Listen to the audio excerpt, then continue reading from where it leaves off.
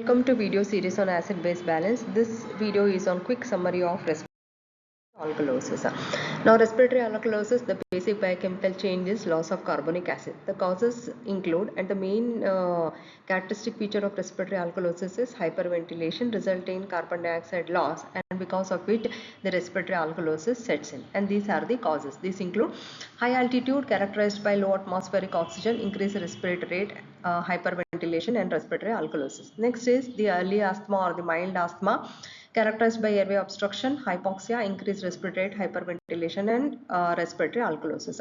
However, severe asthma or the status asthmaticus is characterized by accumulation of the carbon dioxide resulting in respiratory acidosis. So what you need to remember is early asthma or mild asthma is characterized by respiratory alkalosis, whereas severe asthma or status asthmaticus is characterized by respiratory acidosis. The next cause is fever, which increases the basal metabolic rate. This stimulates the middle respiratory center, increases respiratory rate and respiratory alkalosis. So the next cause is anxiety or panic attack or chronic stress activates the limbic system, resulting in increased central drive to breathing, contributing to hyperventilation and respiratory alkalosis. The next cause is septicemia, characterized by release of endotoxins and cytokines, which stimulates the middle respiratory center, increasing the respiratory rate, hyperventilation, and respiratory alkalosis. The mild congestive cardiac failure is characterized by decreased blood flow to lungs, hypoxemia, which stimulates peripheral chemoreceptors, increased respiratory rate, hyperventilation, and respiratory alkalosis.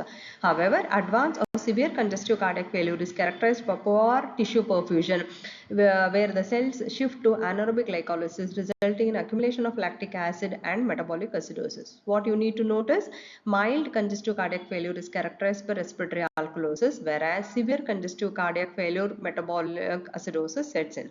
Coming to the ABG analysis, we are considering only the three components. pH, because it is alkalosis, it is increased.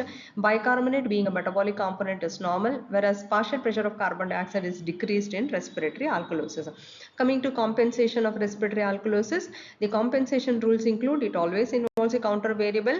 So the counter variable for respiratory alkalosis is bicarbonate here, and it involves in the same direction as that of the primary variable.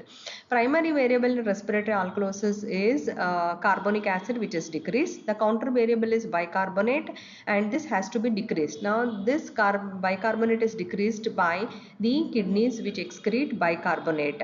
However, the excretion of H plus ions, ammonium ion, and titratable acid is decreased so that the pH gets back to normal. So this was the quick summary on respiratory alkalosis.